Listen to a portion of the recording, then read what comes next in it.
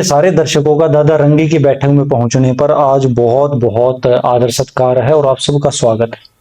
आज दादा रंगी की बैठक में एक बहुत महत्वपूर्ण चर्चा चल रही है और इस महत्वपूर्ण चर्चा का जो संबंध है वो सिर्फ एक गांव से, एक जिले से, एक राज्य से नहीं है। ये एक देश से भी नहीं है, बल्कि एक पूरी की पूरी सभ्यता से और ये पूरी की पूरी दुनिया से एक सवाल है।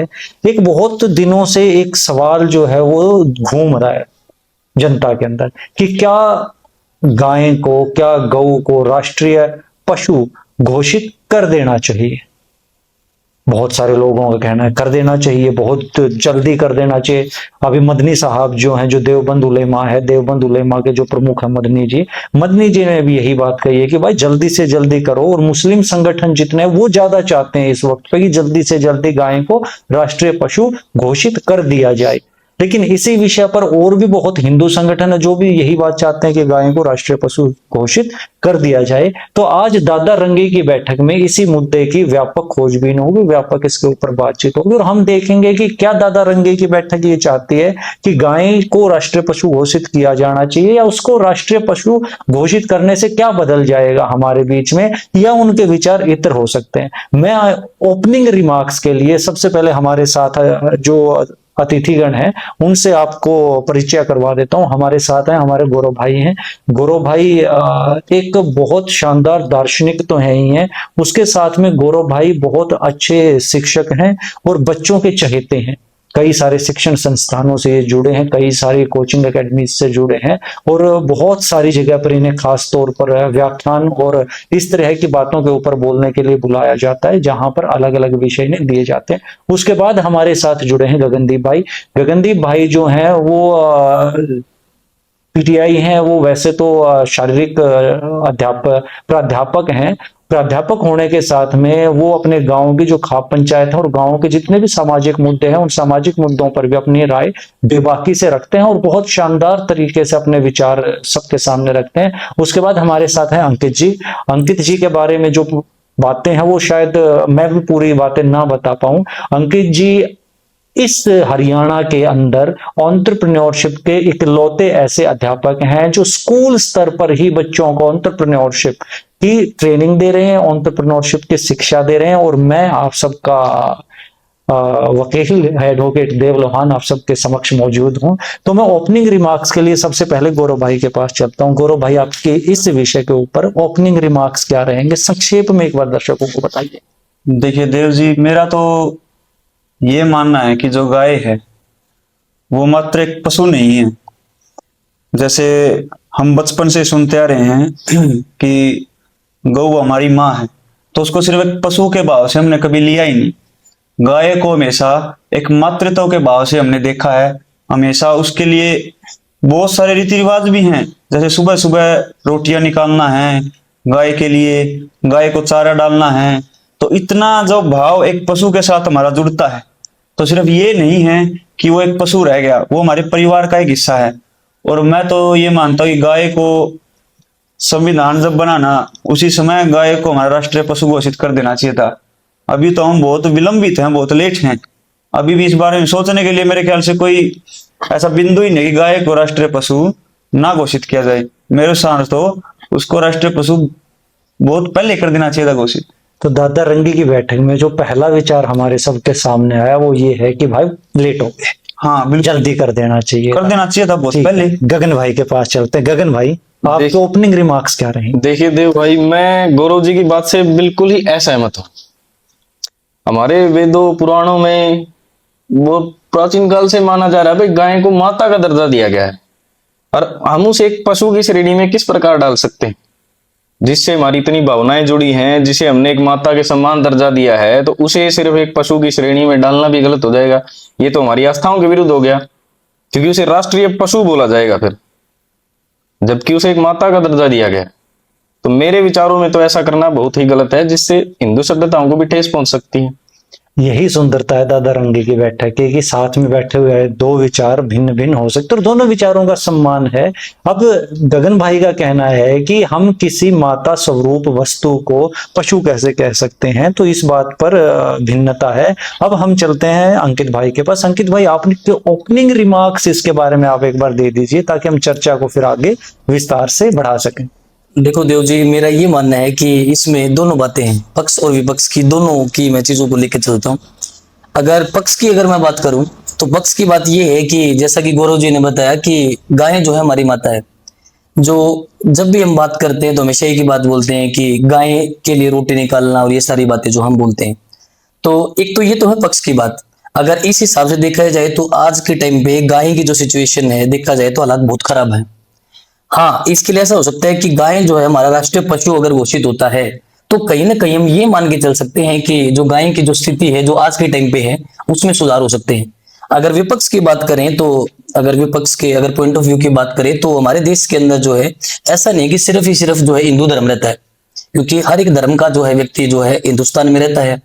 और अगर गाय को राष्ट्रीय पशु घोषित किया जाएगा तो मेरा ये मानना है कि कहीं ना कहीं जो दूसरे धर्म के लोग हैं उनको भी जो है ठेस पहुंचेगी, क्योंकि उनकी जो है मान्यताएं जो है इसमें ना हो।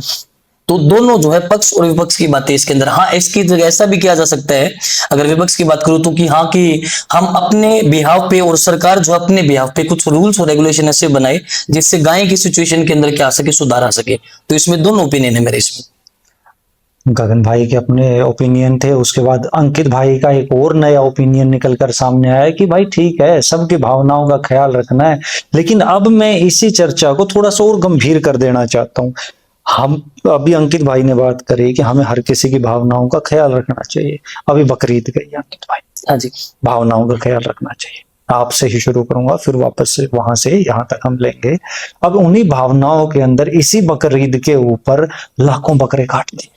हाँ जी। भावना का ख्याल रखना चाहिए, तो वो करुणा कहाँ गई, वो संवेदनाएं कहाँ गई, वो मानवता कहाँ गई। अब इसी भावनाओं का ख्याल रखते हुए अगर कल को कोई एक नया मत खड़ा हो जाए मेरे सामने और वो कहे मैं तो 9 साल की बच्ची से शादी करूंगा वरना मेरी भावनाएं आहत हो जाएंगी, आपकी टिप्पणी चाहूंगा मैं इसके ऊपर कि कहां तक हम भावनाओं का ख्याल रखें, वरना तो ये भावनाएं कहां तक मैं रख पाऊंगा। मैं बतौर देश मैंने सबकी भावनाओं का ख्याल रखना है। एक आदमी कहता है मैं तो चक्कू साथ में लेके चलूंगा, मेरे को उसकी भावना का ख्याल रखना है। दूसरे आदमी का मैं कलावा तक कटवा देता हूं, क्यों? क्योंकि उसकी भावना इसके कलावे को देखकर आहत हो रही है। तो ये भावना वाला जो सिस्टम है, excess of everything is bad. अब हो सकता है किसी की भावना मेरे तबीज से भी आहत हो जाए। तो मैं इस भावना पर आप तीनों महानुभावों का, आप तीनों मेरे अतिथियों का जवाब चाहूंगा। संक्षिप्त में आप बताएं कि भावना कहां तक रखें कि देश को आहत ना हो। देखिए देव जी, इसमें इसलिए मैंने दोनों जो प्रोस्पेक्टिव है वो मैंने रखे हैं, पक्ष और विपक्ष। तो हर चीज को देखना पड़ता है। अगर मेजोरिटी की बात करें तो इंडिया में हिंदू ज्यादा है, तो इसमें अगर इसको पक्ष में लेके चलते हैं कि अगर बना दिया जाए, मान के चलो कि राष्ट्रीय पशु बना दिया जाए, तो उसमें कहीं ना कहीं जो मेजोरिटी है उसकी तरफ हम चलते हैं। लेकिन ऐसा नहीं है कि हमारे देश में और धर्म नहीं है। हाँ, तो ऐसा इसमें बिल्कुल नहीं है कि और धर्म जो है नहीं है। तो विपक्ष की अगर बात करें तो इसमें और भी जो धर्म है वो आ जाते हैं। तो इसका जो डिसीजन लेना है वो मुश्किल है मेरे हिसाब से। लेकिन इसके अंदर ऐसा मैं ये मानता हूं कि सुधार जो है, कुछ नियम जो है, कानून ऐसे जो है सरकार लेके आ सकती है कि जिसके अंदर सुधार किया जा सके। हाँ, और जिससे जो है गाय की जो स्थिति है वो जो है और भी ज्यादा सुधार में आ सकती है। मेरा तो ओपिनियन अभी ये है। बहुत सही अंकित भाई कह रहे हैं कि इसके ऊपर ना प्रॉपर तरीके से मंथन होना चाहिए, और जब इसके ऊपर एक मंथन होगा तो पता लगेगा। अब इसी सवाल के साथ हम चलते हैं गगन भाई के पास कि गगन भाई क्या कहते हैं कि भाई भावनाएं कितनी जरूरी हैं और किसी की भावना का आदर सत्कार कैसे रखा जाए। अब हो सकता है किसी की भावना तो ऑपरेशन सिंदूर से भी आहत हुई हो, तो क्या उसकी भावनाओं के सम्मान के लिए मैं ऑपरेशन सिंदूर रखवा दूं? क्या कहना चाहेंगे गगन भाई आप? देव जी, देखिए मेरा इस बारे में ये मत है कि देखो, भावनाएं हर चीज से ऊपर नहीं रखी जा सकती। अब उनके धर्म में मान लीजिए हम मानते हैं, देखो हिंदू धर्म का है हमारा कि हिंसा के हम विरुद्ध रहते हैं, हम गाय को माता मानते हैं, सात्विक भोजन करते हैं। लेकिन वहीं बहुत सारे ऐसे धर्म है जिनमें मांस दिखाया जाता है। लेकिन ये रूढ़िवादिता चल रही है, भैया बकरीद पे हमें बकरे काटने से ही सुकून मिलेगा। क्यों काटना है भाई? है तो वो भी एक जीव ही जिसकी हत्या की जा रही है। ये तो सरासर गलत है। अब इसको धर्म के आडंबर के पीछे छुपा के अगर आप ये काम कर रहे हो तो वो भी गलत है, फिर वो धर्म ही गलत हो गया। कौन सा भगवान ये कहता है कि आप जीवों को आहत करके अपना वो करो। पहले के जमाने में लोग जंगलों में रहते थे, जिनको मतलब पर्याप्त भोजन के वो नहीं थे, तो मांस मच्छी खाना उस समय था भाई, उनकी मजबूरी थी, उन्हें खाने पड़ते थे। लेकिन आज के समय पे तो कृषि में भी देश बहुत आगे चल रहा है, पर्याप्त भोजन के वो भी हैं, तो आज के समय में जानवर मार के खाना सिर्फ अपनी जीभ का स्वाद है। तो इस मामले में तो देखो भावनाओं को हम ऊपर नहीं रख सकते। बहुत सही बात है। गगन भाई का कहना है कि भाई देखो ऐसी बात है, सिर्फ गाय के ऊपर ही ज्यादा फोकस ना किया जाए। प्रत्येक जीव की अपनी इंपॉर्टेंस है, उसमें आपके कबूतर से लेके बकरे से लेके प्रत्येक जीव आपके उसके अंदर आ जाते हैं। तो हमें ख्याल करना चाहिए कि खाने के लिए जितना कम इस्तेमाल हो उतना कम इस्तेमाल हम जीवों का करें। अब हम इसी मुद्दे के ऊपर भावना, गौरव जो भाई, भावना की बात की ना जी अभी, कौन सी भावना? जो भावना एक पशु के साथ जुड़ी हुई है, समाज की, एक पर्टिकुलर समाज की। जैसे ये कह दिया कि भी जो, मैं उदाहरण के लिए कहूँ कि भारत में हिंदू जो संख्या हो ज्यादा है, उसकी जो भावना है वो एक गाय के साथ ज्यादा जुड़ी हुई है। तो ऐसा तो बिल्कुल भी नहीं है कि भाई अगर गाय को राष्ट्रीय पशु बना दिया जाए कि दूसरा जो समुदाय है, मान लीजिए मुस्लिम्स हैं, जैन हैं, बौद्ध हैं, वो ऐसा कहेंगे कि भाई हमारी भावना इससे आहत हुई इसलिए इसको राष्ट्र पशु ना बनाया जाए। ऐसे तो आपने एक बात कही थी, कोई एक पंथ खड़ा हो जाएगा, वो कह देगा जी हमारा जो पसंदीदा जो जानवर है ना वो गधा है, गधे को राष्ट्रीय पशु बनाओ। अगर बाघ को नहीं हटाया ना तो हमारी जो भावनाएं वो आहत हो जाएंगी। अब ऐसे भावनाएं देखने लगे तो सबकी एक 140 करोड़ से ज्यादा जनसंख्या है, किस किस की भावना देखेंगे जी। बात है। लेकिन जो यहाँ पे रह रहे हैं, मेजोरिटी में रह रहे हैं, वही अपना हिम्मत नहीं रख पा रहे हैं, अपनी मर्जी से अपने जो सांस्कृतिक तौर पर जो पवित्र एक पशु जिसको माना जा रहा है गाय है, उसको संरक्षण के तौर पर भी लेते हुए कि भाई जो अगर राष्ट्र पशु उसको बनाया जाता है तो जो गाय की जो स्लोटरिंग है, गाय की जो स्मगलिंग है, जो ऐसे गैर कानूनी तरीके से उसको स्मगल किया जा रहा है, खाया जा रहा है, बीफ के नाम पर जो खुलेआम लोग उसको खा रहे हैं, काट रहे हैं, तो वो कम होगा और संवैधानिक तौर पर कम होगा। अभी तो क्या है, जो समाज है अपने आधार पर इस पर लड़ाई कर रहा है, बजरंग दल लड़ाई कर रहा है, गौ सेवा लड़ाई कर रहा है। लेकिन जब उसको राष्ट्रीय पशु घोषित किया जाएगा तो क्या होगा, संवैधानिक तौर पर भी उसके साथ उसको बहुत ज्यादा सपोर्ट मिलेगा। अब वहां पे ये थोड़ी ना हम कह सकते कि भी एक पर्टिकुलर समाज कोई भी उससे आहत हो रहा था हम उसको बनाएंगे ही नहीं। ऐसे तो किस किस की भावनाएं देखेंगे जी, अब किस किस के आंसू पोंछेंगे। बहुत सही बात है, किस किस की भावना देखोगे और किस किस का आंसू पोंछोगे। अब इसमें एक बात और आ जाती है, क्या सब कुछ सरकार कर दे? सरकार राष्ट्रीय पशु घोषित करे तब हम रुकेंगे? ये तो मूर्खतापूर्ण तर्क है। बिल्कुल कि सरकार ऐसा करे तब हम ऐसा करेंगे। अगर आपके मन में भावना है तो सरकार के ठप्पा मारने से ही थोड़े ना वो राष्ट्रीय आपकी माता बन जाएगी। सरकार तो कितने साल से, भारत सरकार कितने साल से है गौरव भाई? 75 साल से जी, बिल्कुल 80 75 76 77 साल, इससे पुरानी तो सरकार भी नहीं है। क्या आप इस बात की जिम्मेदारी ले सकते हो कि अगले 2 साल और सरकार रहेगी? ना, अगले 2 दिन की ले सकते हो? 2 दिन की तो ले सकता हूँ मैं। मुश्किल है, लेकिन जिस तरह से अभी कुछ दिनों पहले तक ईरान में सरकार थी, फिर नहीं रही, वेनेजुएला में सरकार थी, नहीं रही, संभावना है। हाँ, सीरिया में थी, नहीं रही, यूक्रेन में थी, नहीं रही। तो एक संभावना ये भी तो मतलब बनती है कि सरकार सदा थोड़े ना रहेगी। तो क्यों ना हमारा देश, हम अपने देश के अंदर एक बात कहते हैं कि दुनिया भर में जब भी जीवन शैलियों की बात होती है तो सनातन जीवन शैली ऐसी है कि बाकी सब जीवन शैलियां मिट गई, सनातन जीवन शैली बच गई। क्यों बच गई? क्योंकि हम संवेदनशील थे, हम प्रकृति के प्रति संवेदनशील थे, हम पेड़ों के प्रति संवेदनशील थे, हम छोटी छोटी नन्ही नन्ही चींटियों के प्रति भी संवेदनशील थे। उसी तरह से हम गाय के प्रति भी संवेदनशील थे। जब भी कोई आदमी ये कहता है, ये मेरा टेक है, इस पे आप तीनों की राय ली जाएगी, लेकिन ये दर्शकों से ये मेरा भी सवाल है और ये मेरा टेक है कि भाई सरकार ठप्पा मारेगी तभी आप रुकोगे, और अगर सरकार ठप्पा ना मारे फिर तो कल को बाघ जो है वो बाघ नहीं रहेगा राष्ट्रीय पशु, तो आप बाघ खाना शुरू कर दोगे। तो सरकार थोड़े ना कह रही है कि बाघ राष्ट्रीय पशु है अब हम बाघ खाएंगे। भाई खाने की चीज खाने वाली खा ले। बार बार जब कोई भी बजरंग दल हो, मोहम्मद मदनी हो, जब भी कोई कहता कि सरकार ये कर दे तब हम ये करेंगे, भाई कुछ हमारी मौलिक जिम्मेदारियां हैं। मैं अंकित भाई आपसे पूछना चाहता हूं कि क्या ये संवाद ही स्थापित करना समाज के अंदर अपनी मौलिक जिम्मेदारियों से भागना नहीं है? ये देव जी आपने बहुत ही बढ़िया मुद्दे की बात की है, क्योंकि मेरा ये मानना है कि जैसे आपने बताया कि ये जो ड्यूटी है ना कंप्लीटली सरकार की नहीं है। ये अगर हम अपने खुद के स्तर के ऊपर भी इसके अंदर सुधार करें ना, तो कहीं ना कहीं सिचुएशन के अंदर, स्थिति के अंदर एक नेक्स्ट लेवल का सुधार हो सकता है, अगर हर एक नागरिक इसको एज ए जिम्मेदारी जो है लेकर चले तो। हाँ, बाघ जो है राष्ट्रीय पशु हमारा है, इसका ये मोटिव भी हो सकता है कि जैसे बाघ जो है वो समय के अनुसार जो है विलुप्त होता जा रहा है, तो बाघ को जो है बना दिया गया हो, तो ये भी उसका एक कारण हो सकता है। तो हर एक नागरिक की जिम्मेदारी भी है कि वो क्या करे, गायों के प्रति अपनी जो है संवेदनशीलता दिखाए और उनके प्रति जो भी वो काम करना चाहता है प्रेम भावना दिखाए। तो अगर हम अपने स्तर के ऊपर ये काम करते चलेंगे और हर एक नागरिक ये सोचेगा, तो बिल्कुल स्थिति के अंदर सुधार हो सकता है। बिल्कुल ये बात आपकी सही है, इसके ऊपर मैं बिल्कुल एग्री हूं। गगन भाई आपका क्या कहना है? क्या ये वाला थॉट जो है ये अपनी जिम्मेदारियों से मुंह छुपाने वाली बात नहीं है कि सरकार कर दे? बिल्कुल देव जी, ये सबसे बड़ी बात ही ये है कि हमने सिर्फ अपनी गलतियों को छुपाने के लिए आगे एक चादर डाल दी सरकार के नाम की। अब जहां तक रहा गाय को राष्ट्रीय पशु घोषित करने का सवाल, अब गौरव जी की बात थी कि उसके संरक्षण में कानून बन जाएंगे। उसका संरक्षण हम वैसे भी कर सकते हैं। उसके लिए अगर सरकार कानून बनाती है, सरकार को सख्ती से कानून बनाने पड़ेंगे, लेकिन गाय के ऊपर कई सारे परिवारों की आजीविका चलती है। बहुत सारे ऐसे गरीब परिवार है, जब तक गाय बेचारी दूध दे रही है तो वो उसको पाल सकते हैं। अगर वो दूध नहीं देगी, उनकी आजीविका नहीं चलेगी, तो वो उसको रख भी नहीं सकते। उनकी भी मजबूरी, आर्थिक स्थिति कमजोर है उनकी। तब क्या उस गाय को वो छोड़ देंगे तो फिर क्या उनके ऊपर कानूनी कार्रवाई नहीं हो जाएगी?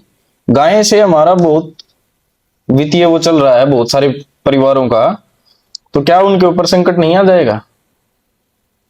फिलहाल तो गौरव भाई के ऊपर संकट है। गौरव भाई, ये कौन सा कानून हो गया कि भाई अगर गाय को राष्ट्रीय पशु बना देंगे तो उसको घर में नहीं रख सकते? नहीं, वो कह रहे हैं कि भाई एक जिम्मेदारी माननी जाती है कि आपके घर में एक गाय है, जब तक वो दूध दे रही है आपके घर में है। कई बार ऐसी परिस्थितियां होती हैं कि जब वो दूध देना बंद कर देती है तो लोग उसको घर से बाहर निकाल देते हैं। तो उस जिम्मेदारी में क्या हमें इस बात का ख्याल नहीं रखना चाहिए कि आदमी को खुद ही समझदार बन जाए तो सरकार की जरूरत ही ना पड़े? क्या हर बात सरकार के ऊपर थोप देना कहां तक जाए? देखो जी, मैं ये मानता हूं हर बात सरकार के ऊपर भी नहीं थोपी जा सकती कभी। जो एक राष्ट्र है ना, वो राष्ट्र 3 तरीके से चलता है जी। एक तो शासन, एक प्रशासन और एक समाज। शासन 5 साल बाद बदलेगा, 4 साल बाद बदल सकता है, 3 साल बाद भी बदल सकता है।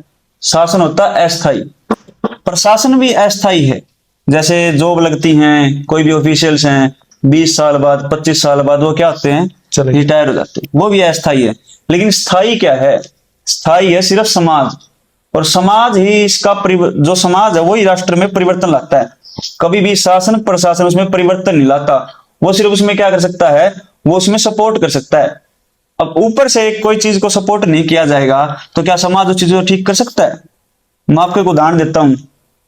जैसे बहुत बार दलित समाज के लोग ऐसा कहते हैं कि भाई हमें बहुत ज्यादा दबाया गया, बहुत ज्यादा कुचला गया, हमें आगे नहीं आने दिया गया।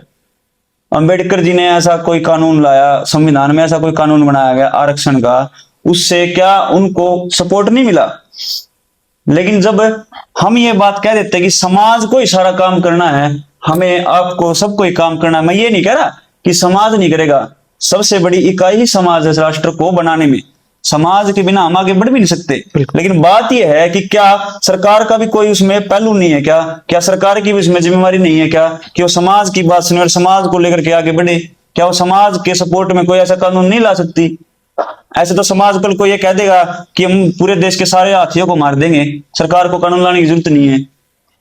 ऐसे तो सरकार को फिर देखना ही बंद कर दो, फिर तो इसका गगन भाई जवाब देंगे। देखो, अगर आपका ये मुद्दा है कि भाई गवर्नमेंट को इसके ऊपर कानून लाना चाहिए, अब देखो सरकार सभी के लिए समान कानून लाएगी। अब जैसे हमारा बंगाल टाइगर जो है राष्ट्रीय पशु है, उसके ऊपर बड़े सख्त कानून है, आप उसे घर नहीं पाल सकते। ऐसे ही अगर गाय को राष्ट्रीय पशु बना दिया जाएगा तो उसके ऊपर भी इतने ही सख्त कानून हो जाएंगे। आप चलो मान लो आपको अनुमति दे दी गई है कि आप इसको घर पे पाल सकते हो, तो उसके ऊपर भी इतने कानून लागू हो जाएंगे भाई आप इसको बाहर छोड़ नहीं सकते, भाई उसके आत्मसम्मान की बात है। फिर भाई साहब पालतू खुला जानवर छोड़ तो दिया। बाघ है ही नहीं, अब पालतू अरे। जानवर के बेस पे कैसे उसको डिफरेंशिएट कर दोगे? बाघ को पाल के आप कौन सा दूध बना लो घर पे? बात तो वही है ना कि कानून तो सबके लिए वो रखा गया है, सख्त रखा गया है। आप बाघ के विरुद्ध कोई भी वो नहीं कर सकते। उसी प्रकार अगर गाय को एक वो कर दिया जाएगा, उसकी फिर ऐसे दर दर वो भटकती फिरेगी, तो उसके ऊपर सख्ती नहीं दिखाई जाएगी सरकार। फिर अब एक राष्ट्रीय पशु का दर्जा उसको दे दिया गया, फिर तो वो सर्वोच्च उस पर चली गई ना। यही तो मैं कह रहा हूं, जब उसके ऊपर एक कानून बनेगा तो लोग उसको ऐसे छोड़ेंगे नहीं ना। आप खुद ये बात कहेंगे कि दूध देने के बाद समाज के लोग उसको बाहर छोड़ देते हैं। अब ऐसा कानून बनेगा कि दूध देता है ना तो उसको बाहर नहीं छोड़ना, फिर लोग उसका बंद कर देंगे बाहर छोड़ना। तो फिर गौरव गाय लोगों के ने लिए उसको अच्छा है। पालना बंद कर दिया, पालना बंद क्यों करेंगे जी? समस्याएं पैदा होने लग गई, कानून का मुकदमा चल पड़ा। मैं वकील हूं, मैं कानून का दमन चक्कर समझता हूँ। 2 मुकदमे चलेंगे तो गांव के 20 आदमी एक के बावजूद कचहरी के चक्कर ज्यादा हो गए। अच्छा देखो गौरव अंकित जी, भाई, इसमें आपका क्या कहना है इसमें? इसमें मेरा ये कहना है कि इसमें एक बात ये है, अगर शहर के लेवल की अगर हम बात करें ना, अगर शहर के स्तर के ऊपर बात करें, तो मेरे हिसाब से लोगों के अंदर गाय के प्रति वो भावना है नहीं, मेरा ये मानना है।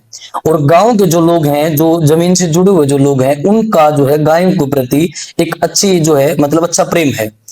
तो ये जो गैप है ना, तो सबसे पहले जो है हमें अपने खुद के स्तर के ऊपर इस चीज में सुधार करना पड़ेगा, क्योंकि हम जो है सिर्फ लोगों को कह देते हैं कि गाय की स्थिति के अंदर सुधार होना चाहिए, लेकिन अगर जब हम इसको खुद के मन के अंदर अगर नहीं सोचेंगे, तो हम ये कैसे एक्सपेक्ट कर सकते हैं कि सरकार इसके लिए कुछ करे? क्योंकि पहले हमें अपने आप से शुरू करना पड़ेगा, उसके बाद सरकार इसमें कुछ कदम उठा सकती है। मेरा तो ये मानना है इसमें। चलिए, आपने अपने अपने महत्वपूर्ण विचार रखे, इस वार्ता को थोड़ा सा और गहरा करते हैं। सामान्य तौर पर तो सारी बातें होती हैं, लेकिन हरियाणा की जो बैठकें हैं वो अपने आप में दर्शन शास्त्र की बहुत मजबूत स्तंभ है। तो इसको और थोड़ा सा गहरा करते हैं। हमने इतिहास में बहुतों बारी पढ़ा है कि जो विदेशी आक्रमणकर्ता थे वो गाय लाते थे। गाय के साथ क्या करते थे, जैसे ही आक्रमण होता था तो वो गाय को आगे आगे चला देते थे। हमारे जो यहाँ के हिंदू सनातनी लोग थे वो गाय के ऊपर प्रहार नहीं करते, तो उस प्रहार ना करने की वजह से वो युद्ध को हार जाते थे। अब जब वो युद्ध हार जाते थे तो वही विदेशी आक्रमणकर्ता गाय को भी मार देते तो साथ में लोगों को भी मार देते थे।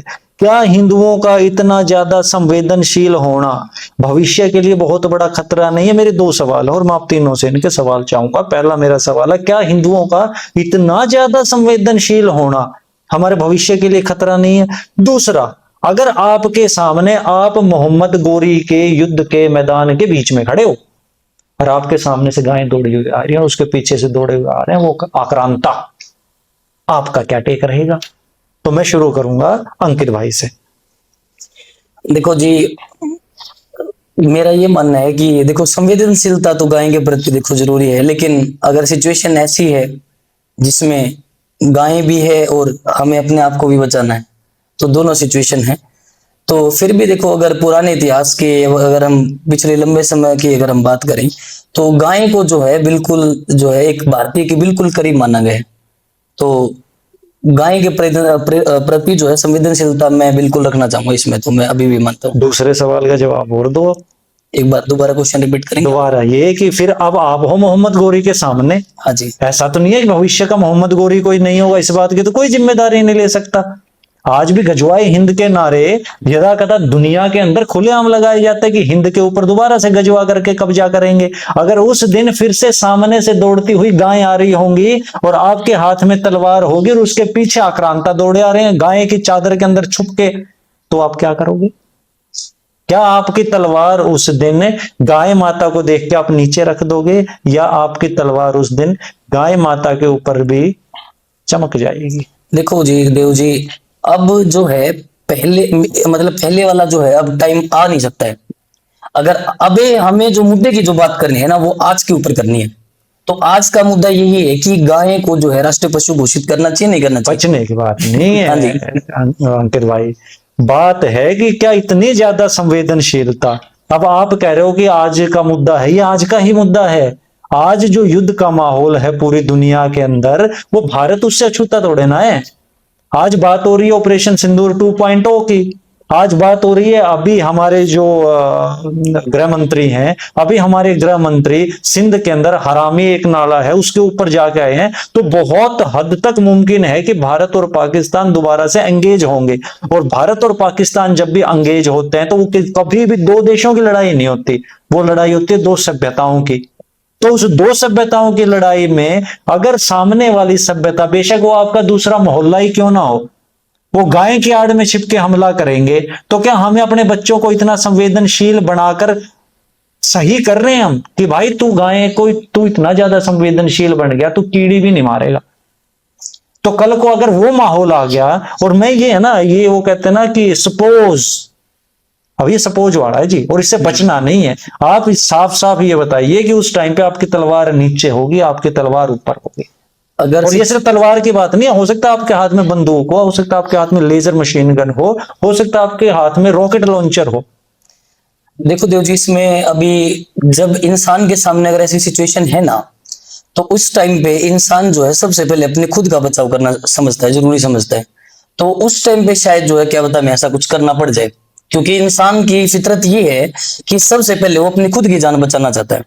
तो उस सिचुएशन पे अगर ऐसा है तो हाँ, इंसान जो है सबसे पहले अपने आप का बचाव करेगा। हाँ, वो इस सिचुएशन में नहीं रहेगा कि गाय के प्रति मतलब उसका जो प्रेम भावना है, संवेदनशीलता है, तो अगर उसने ऐसा सोच रखा है तो वो तलवार नहीं उठाएगा, तो उसको मजबूरन जो है ऐसा करना पड़ेगा उस सिचुएशन पे। ठीक है, अंकित जी का कहना है कि मजबूरन ऐसा करना पड़ेगा, ठीक है। और इसमें कहीं ना कहीं इनकी झिझक दिख रही है, ये ठीक है, बोलने के लिए इन्होंने यहाँ पे हमारे सबके सामने बोला, लेकिन वो झिझक साफ तौर पर हमारे सामने आ रही है। और यही झिझक अगर इसी एक पल या दो पल की झिझक जो है वो युद्ध के मैदान में निर्णायक साबित हो जाती है। इसी चंद लम्हों की झिझक में ही युद्ध का जो पासा है वो यहां से यहां कब चला जाता है पता नहीं चलता है हमें। तो अब मैं चलता हूं गगन भाई के पास। गगन भाई, आपका क्या टेक है? दोनों के दोनों सवाल आपके लिए यूं के। देखिए देव जी, ये एक बहुत ही संवेदनशील मामला है। अब कल्पना करनी है मैं उस युद्ध के मैदान में खड़ा हूं। अब जिक्र ये है कि दाव पर क्या है? देश है। अब दाव पर अगर देश है तो माता का तो स्वभाव रहा है अपने बच्चों के लिए बलिदान देना। सही है। तो उस समय वो माता बलिदान भी देगी, क्योंकि पीछे समाज अपने और भी भाई बंधुओं की रक्षा करनी है। अगर खुद की जान दाव पे है तो फिर संवेदनशील भी रह सकते हैं हम। बहुत सुंदर। एक अकेले व्यक्ति के लिए तो चलो, मैं मेरी बात करता हूं तो मैं अपने लिए चलो कोई बात नहीं, मैं संवेदनशील हूं। लेकिन अगर मेरे पीछे पूरा देश ताक पर है, पूरे देश की आबरू ताक पर है, तो क्या माता को बलिदान देना अनिवार्य है? तो मैं चाहूँ उस टाइम पे भाई माता भी बलिदान देती है, और माता ने सदैव बलिदान दिया अपने बच्चों के लिए। बहुत सुंदर गगन भाई का जो इसके पीछे ये निर्णय है और ये जो विचार है, ये अति सुंदर विचार है कि दांव पर क्या है। अगर दांव पर देश है तो फिर माता को हाथ जोड़कर स्वयं माता कह रही होगी कि भाई मैं बलिदान के लिए तत्पर हूं, मैं बलिदान के लिए तैयार हूं। तो यही दूसरा सवाल और आपके साथ था मेरा, जो जवाब आपने नहीं दिया, तो मैं अपना सवाल दोहराता हूं आपसे। जी, क्या जितना संवेदनशील हम अपने समाज को बनाते जा रहे हैं, क्या उतनी संवेदनशीलता भविष्य में हमारे लिए हानिकारक साबित नहीं होगी? बिल्कुल होगी देव जी। अभी इसी विषय पे बात चल रही थी कि गाय को राष्ट्र पशु घोषित कर देना चाहिए। अभी हमारा जो राष्ट्र पशु है जो है बंगाल टाइगर, जिसका मतलब जो प्रतीक है चपलता और ताकत का, तो हमें भी उस पर चलना होगा। चपलता के समय हमें चपलता भी दिखानी पड़ेगी। संवेदनशीलता से ही हर वक्त जीवन नहीं जिया जा सकता। अब जब हमें पता है भाई हमारी आन आबरू पे खतरा है, तो उस समय ताकत और चपलता का परिचय देना भी हमारा काम है। ताकत से ही दुनिया चलती है। अगर अमेरिका के पास हथियार ना होते तो अमेरिका के पिछवाड़े तोड़ दिए जाते। ओमान के पास बहुत पैसा है, यूएई के पास बहुत पैसा है, अरब के पास, यूनाइटेड अरब अमीरात के पास बहुत पैसा है, लेकिन कोई उनकी इज्जत नहीं करता, कोई उनका सम्मान नहीं करता। सम्मान होता है मात्र ताकतवर का।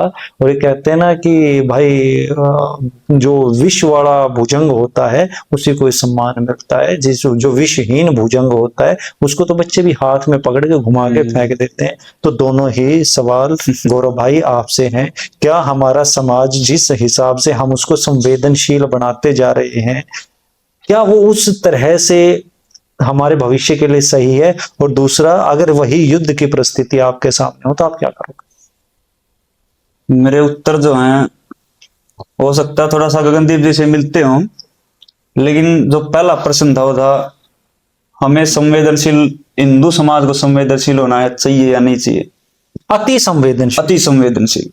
वैसे एक थॉट मेरे को याद आ रहा है, किसी बड़े अच्छे स्कॉलर ने कहा था, while the Hindu sharpens his argument, the other side sharpens his sword. Yes.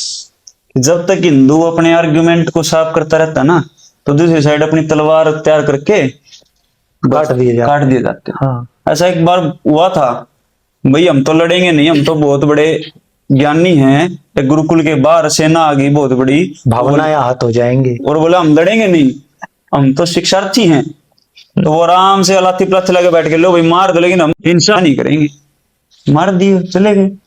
आपकी बात ठीक है, शक्ति के साथ ही सारा कुछ चलता है। वैसे अजीत डोभाल ने एक इंटरव्यू दिया था, उसने कहा था, बड़ी अच्छी बात कही थी कि भारत के पास ज्ञान भी था, भारत सत्य के साथ भी था, लेकिन फिर भी क्या हुआ, हम गुलाम रहे। क्यों? क्योंकि हम ताकतवर नहीं थे। क्योंकि गुलामी आ गई ना, तो जो ताकतवर लोग थे वो हमारे ऊपर शासन कर गए। तो मैं तो ये मानता हूँ जो संवेदनशीलता ना, वो इतना भी नहीं होना चाहिए कि व्यक्ति बिल्कुल जीरो हो जाए। कुछ हद तक ठीक। प्रैक्टिकलिज्म है ना, व्यक्ति को समाज से तोड़ देती है। व्यक्ति को प्रैक्टिकल भी होना चाहिए और संवेदनशीलता भी होनी चाहिए उसके अंदर। ऐसा नहीं है कि सामने उसकी माँ करा रही है, परेशान है, हताश है, उदास है, और वो अपना कह देना भाई परेशानी तेरी है, मेरी थोड़ी ना है, तेरे कर्म है, तू भोग रही है, मैं तेरी सहायता थोड़ी ना करूंगा, मैं तो मेरे कर्म करूंगा, मैं तो पढ़ूंगा। उस समय थोड़ा सा उस चीज को छोड़ करके संवेदनशीलता दिखा सकता है। अब बात यह भी आती है कि समाज की जो बात आती है, जैसे दूसरा प्रश्न आपने दिया किया कि भाई अगर मान लीजिए सामने सेना है और सेना के सामने गौ माता आ रही है, और मैं उस समय क्या करूंगा? वैसे जो एक बात है कि दांव पर क्या लगाया गया है, जो देश के लिए बात आती है ना कि देश के लिए अपनी जान भी न्यौछावर कर देना। मेरे को एक कुछ पंक्तियां याद आएगी, एक बड़े अच्छे सैनिक की पंक्तियां थी कि भी साहस कहां तक पाला जाए, युद्ध कहां तक टाला जाए, राणा का तो वंशज है, फेंक जहां तक बाला जाए, दोनों तरफ लिखा हो भारत, सिक्का वहीं उछाला जाए। बिल्कुल। तो हो सकता है कि भाई हमें वहां पे गोलियां, मान लो मेरे पास एक पिस्टल है, मेरे पास AK-47, गोलियां चलानी भी पड़ जाए, मेरे पास तलवार चलानी भी पड़ जाए, लेकिन आप यही क्यों सोच रहे हैं कि मुझे गौ माता पर ही गोली चलानी है? ऐसा तो होगा नहीं कि भी सिर्फ गौ माता ही गौ माता दिखाई देंगे वहां पे और कोई सैनिक दिखेगा ही नहीं आपको। आप वहां पे सैनिक हैं, आप वहां पे एक रंगरूट नहीं है, रंगरूट तो पर ट्रेनिंग कर रहा है। मैं अपने सवाल को थोड़ा सा और फिर डिफाइन कर देता हूं। हाँ, उन्होंने छद्म आवरण ले रखा है, सामने गाय माता दौड़ा रखी है बहुत सारी, और पीछे पीछे खुद दौड़ते हुए आ रहे, छुप छुप के आ रहे हैं गौ माता के पीछे, छुप छुप के।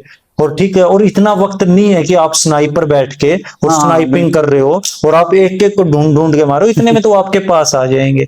और जो ये क्लोज कॉम्बैक्ट बैटल होता है, CCB जिसको कहते हैं, CCB में इतना वक्त होता नहीं है, कुछ देर के लिए आपको लगता है दूर है, लेकिन अगले ही पल वो बिल्कुल आपके पास आ जाते हैं। तो ये सवाल अब डिफाइन हो। हाँ, तो उस परिस्थिति में जितना हो सकता है उतना, अगर मान लीजिए आपके पास दूसरे सैनिक का आपके पास वो टेक है तो उस पर लीजिए। अगर रास्ते में गऊ है, गाय है, अगर उसके लग भी रही है तो वही बात है, जब राष्ट्र की बात आती है तो सब कुछ न्यौछावर किया जा सकता है। माता से अक्षमा मांग के, क्षमा मांग के, जय गौ माता करके गोलियां चलानी पड़ भी जाए तो चला देनी चाहिए, क्योंकि राष्ट्र सर्वोपरि है। बहुत सुंदर। और दादा रंगी की बैठक की ये एक बहुत सुंदरता है कि यहाँ पर हर तरह का जो विचार है उसका सम्मान किया जाता है, उसको सुना जाता है, उसको समझा जाता है। अब इसमें मैं मेरा टेक बता देता हूँ। किसी भी दुश्मन का पता आपको एकदम से नहीं चलता कि भाई आज ही ये मेरा दुश्मन पड़ा है, आपको उसका पता 100, 150, 200 साल पहले ही चल जाता है। तो आपका ये मनोवैज्ञानिक तौर पर एक मनोवैज्ञानिक क्रिया ही है कि वो गाय को आगे दौड़ा रहे हैं।